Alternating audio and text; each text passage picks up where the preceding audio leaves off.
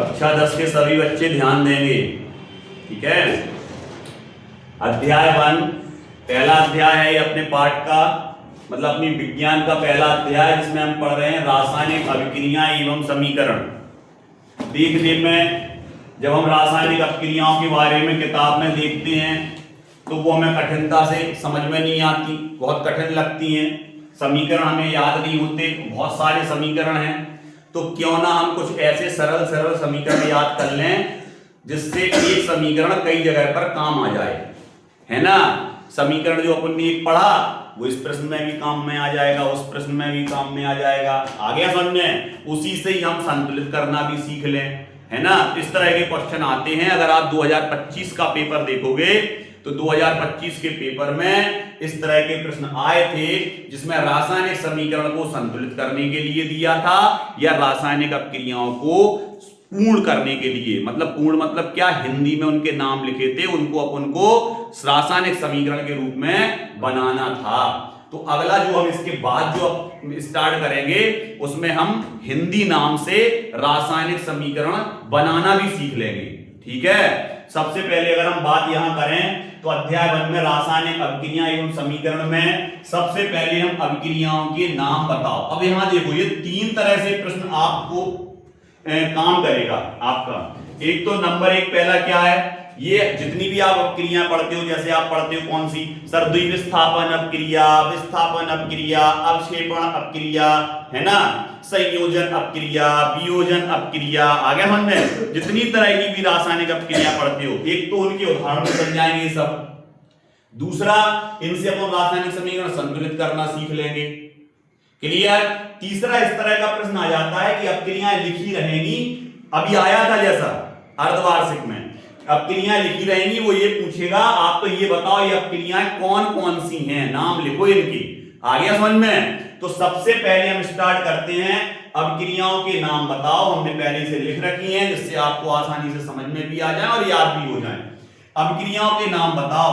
पहला अगर हम देखें तो जिंक धातु की अभिक्रिया हम सल्फ्यूरिक अम्ल से करा रहे हैं। अब सल्फ्यूरिक अम्ल का सूत्र होता है H2SO4, तो जैसे ही हम Zn की अभिक्रिया H2SO4 से कराएंगे तो जिंक धातु हाइड्रोजन गैस को अम्ल में से विस्थापित कर देगी।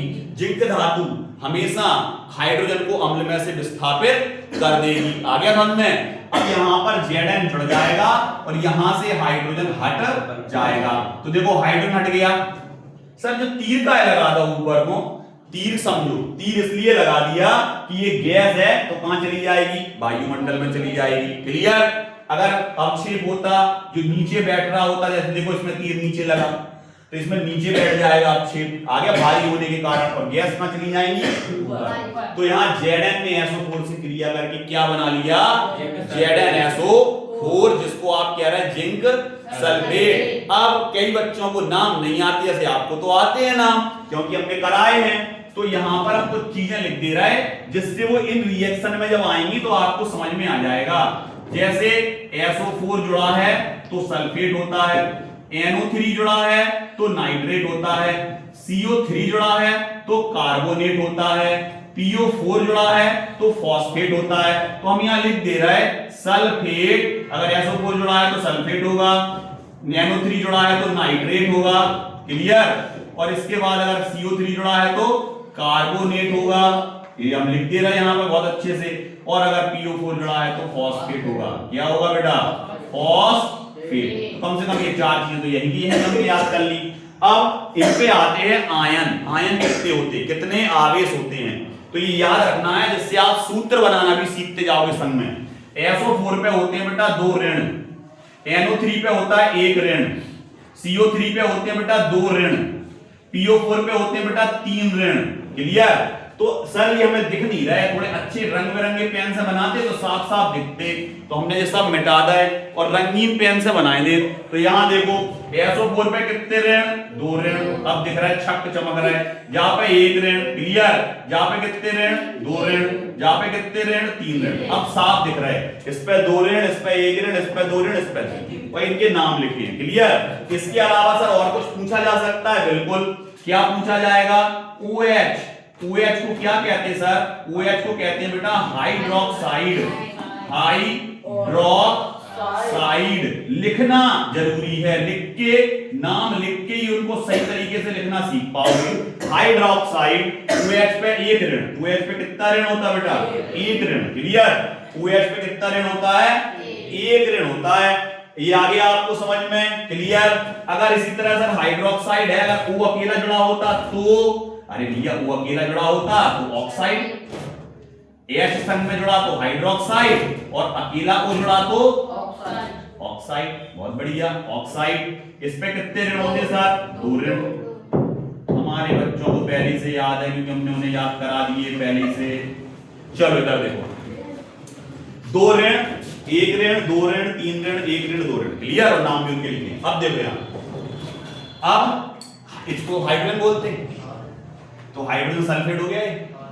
हाइड्रोजन सल्फेट अगर इधर हिंदी में लिखा होता, समझो थोड़ा, अगर यहाँ हाइड्रोजन सल्फेट हिंदी में लिखा होता तो हाइड्रोजन सल्फेट की जगह तुम क्या लिखते? बिल्कुल सही, H2SO4 लिखते सर, उसी का नाम तो है हाइड्रोजन सल्फेट। अगर इधर हिंदी में जिंक लिखा होता तो क्या लिखते? Zn लिखते। यहाँ जिंक सल्फेट लिखा होता तो क्या लिखते? ZnSO4, क्योंकि SO4 सल्फेट होता जिंक से जुड़ा। और हाइड्रोजन यहाँ लिखा होता तो क्या लिख देते? H। क्लियर?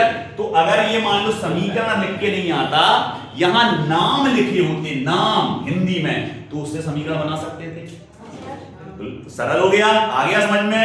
अब यहां देखो दूसरा, ये क्या है सर? इसको मैग्नीशियम बोलते। आपके उसमें प्रश्न है, मैग्नीशियम को ऑक्सीजन की उपस्थिति में जलाने पर क्या बनेगा? Magnesium oxide. मैग्नीशियम ऑक्साइड का क्या बनेगा? चूर्ण, पाउडर, राख। ठीक है? अब इधर देखो जरा, मैग्नीशियम के रिबन को, एक प्रश्न भी आता है इस तरह का, मैग्नीशियम के रिबन को जलाने से पहले उसे साफ कर लिया जाता है। क्यों? क्योंकि उस पे ऑक्साइड की परत होती है, वो जलने में, हाँ, जलाते समय उसको क्या करा जाता है? पहले हटाया जाता है। आ गया समझ में? नहीं तो वो जलेगा नहीं। तो ये प्रश्न अगर इस तरह का आता है तो आप उत्तर लिख दोगे। अब यहाँ कोई बता सकता है कौन सी अपक्रिया है? तो आप कह दोगे सर ये 2 चीजें जुड़ के एक चीज बना रही है, तो संयोजन है। संयोजन माने क्या होता है सर? इधर देखो, ये 2 है अलग अलग, पूरा एक बनवा, 2 संयोजन होगा। और एक है और जा तरफ 2 है, वियोजन होगा। और 2 है और जा तरफ जाके 1 हो गए, संयोजन होगा। आगे मन में मतलब 2 चीजें मिलके एक हो जाए संयोजन, टूटे तो वियोजन। क्लियर? अब यहां देखो, इस वाली अपक्रिया में अपन ने क्या पढ़ा? तो ये कौन सी अपक्रिया? अब नाम पूछ रहा था। पहली अपक्रिया सर विस्थापन। विस्थापन क्यों? क्योंकि Zn ने हाइड्रोजन को हटा दिया, फिर जुड़ गया, विस्थापन। दूसरी अपक्रिया संयोजन, 2 चीजें जुड़ के एक बना रही। अब आ जाओ तीसरे पे। अब सर इसका नाम आप नहीं बताओ, जैसे आपने बताया यहां पर एक चीज लिख दो सर। क्या लिखते हैं हम बेटा? तो आप कहोगे सर ये लिख दो Cl पे एक ऋण, इसको बोलते हैं क्लोराइड। क्या बोलते हैं बेटा? क्लोराइड। अब गौर से देखो यहां सर, इसका नाम हमें आ गया, क्या आ गया इसका नाम सर? क्लोरीन जुड़ा ना, तो क्लोराइड होगा। अब क्लोराइड तो होगा, लेकिन काय का क्लोराइड होगा? Barium, barium, barium chloride. और ये क्या है? Sodium sulphate. तो सोडियम सल्फेट की बेरियम क्लोराइड से क्रिया कराओगे तो देखो यार Ba आएगा और Na को हटा के खुद जुड़ जाएगा। तो Ba आया तो Na को हटा दिया, Na हटा तो Cl के साथ निकल गया। तो कितने Na है? 2। Cl भी कितने हैं? 2। तो निकल गया 2NaCl। क्लियर? आ गया समझ में? जब आपको ये सूत्र बनाना नहीं आए तो इसके लिए एक अलग से वीडियो डालेंगे हम, सभी लोग ध्यान से देख लेंगे, उसमें ये सूत्र बनाना आप आसानी से सीख जाएंगे। आ गया समझ में? क्लियर? तो यहाँ तो हम उसको नहीं बता पा रहे क्योंकि अपन अपने जो चीज पढ़ना है उससे हट जाएंगे। आ गया तो उसके लिए अलग से वीडियो डाल देंगे, ठीक है? उसका सूत्र बनाना सिखा देंगे। यहाँ देखो सोडियम सल्फेट की बेरियम क्लोराइड से रिएक्शन हुई तो बना BaSO4, बेरियम सल्फेट और sodium chloride, sodium chloride. Clear? क्रिया द्विविस्थापन कौन सी है? क्योंकि जब इसने इसको हटाया तो इसने इसको हटाया, द्विविस्थापन है। क्लियर? चलो जरा अब अगली तक अपक्रिया देखते हैं। सर ये तो विस्थापन है, अलग दिख रही, क्यों?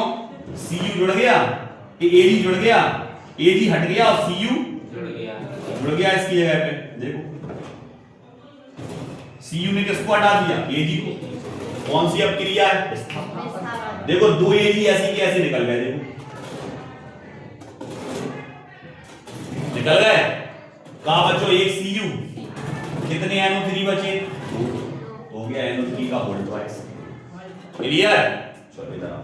अब हम देख रहे हैं बिना बुझा चूना। बिना बुझे चूने का सूत्र पूछ लेता है कभी कभी, वो क्या होता है? CaO। काय में बोल दिया तुमने?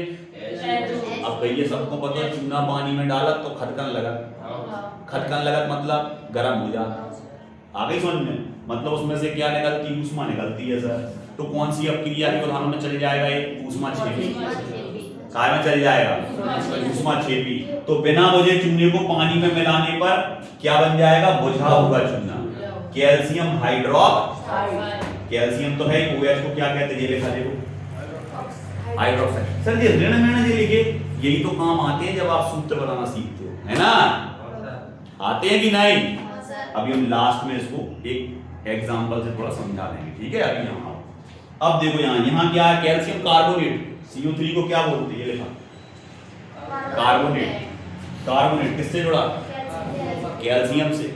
क्या है? Calcium carbonate. जैसे ही गर्म करोगे देखो ये बन गया, ये चीज की बिना बुझा चूना।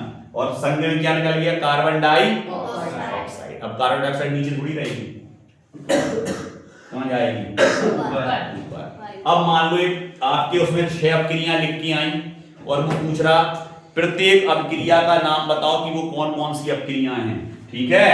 तो चलो एक बार अपन स्टार्ट हो जाते हैं। अब आपको पता है कौन कौन सी, हमने अच्छे से समझा दिया। पहली वाली अपक्रिया का नाम विस्थापन, दूसरा वाला संयोजन, तीसरा वाला द्विविस्थापन, क्योंकि ये इसको हटा रहा है, ये इसको हटा रहा, द्विविस्थापन। क्लियर? अगला विस्थापन, क्योंकि Cu केवल Ag को हटा रहा। ये वाला ऊष्माक्षेपी और काय में चले जाएगा ये संयोजन, क्योंकि दो चीज मिल गई एक बना रहे संयोजन में भी। और ये तो अब तुम्हें ना तो अपक्रियाओं के उदाहरण याद करने, जैसे उसने कहा वियोजन अपक्रिया क्या कहलाती? इसमें एक यौगिक टूटकर एक से अधिक उत्पाद बनाता है। कोई भी एक यौगिक होगा टूटेगा, एक से अधिक उत्पाद बनाएगा, वो वियोजन अपक्रिया कहलाती। उनने की उदाहरण शायद लिखो, उनने की संयोजन उदाहरण शायद लिखो, संयोजन उदाहरण लिखो। उनने की अपक्षेपण अपक्रिया लिखो, अपक्षेपण को लिख दो, विस्थापन को लिख दो, द्विविस्थापन को लिख दो, सब यही में आ रहा है। आगे समझ में?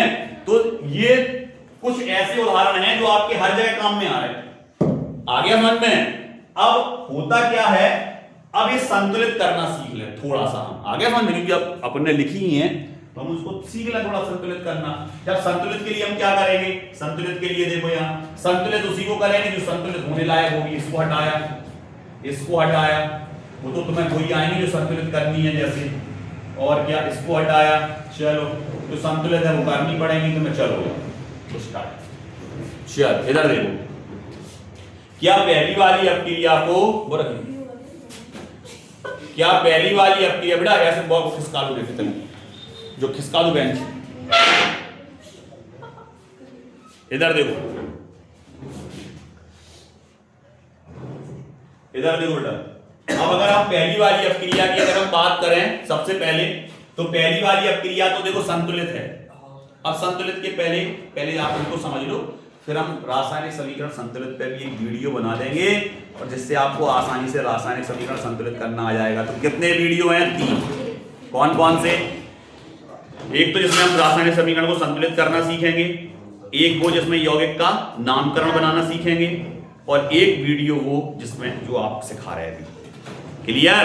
तो यहां पर अगर अपन बात करें पहले संतुलित किसको करते हैं, तो सबसे पहले संतुलित के लिए यहां हम एक ट्रिक लिख दे रहे हैं ऊपर। सबसे पहले संतुलित करने के लिए संतुलित की जाती है धातु। सबसे पहले किसको संतुलित करते हैं बेटा? धातु को। क्लियर? याद रखोगे। उसके बाद अधातु, ठीक है? ठीक है, अधातु के बाद ऑक्सीजन, और ऑक्सीजन के बाद हाइड्रोजन। ये याद रखो। क्लियर? सबसे पहले धातु के बाद अधातु के बाद ऑक्सीजन के बाद इस तरह संतुलित करते हैं। ठीक है? चलो इधर देखो, Zn धातु है, इधर देखो Zn धातु है, इधर Zn धातु है, दोनों तरफ क्या बराबर बराबर हैं? इधर भी Zn एक, यहाँ भी Zn। Zn बराबर। चलो अब Zn के बाद आ जाओ, अभी हाइड्रोजन ऑक्सीजन छोड़ दो, हाइड्रोजन ऑक्सीजन छोड़ दो, अब धातु देखो सल्फर S, पूरा जोर किस पे देंगे? S पे। चलो जा स्टार्ट होता है। S इतना है, इतना S है, बराबर है कि नहीं है? बराबर है। क्लियर। धातु बराबर, सल्फर बराबर। अब आ जाओ ऑक्सीजन हाइड्रोजन, पहले कौन है देखें कितने हैं? कितने अभी? बराबर। क्लियर। अब काय पे आ जाओ, इधर कितने? इधर भी हाइड्रोजन।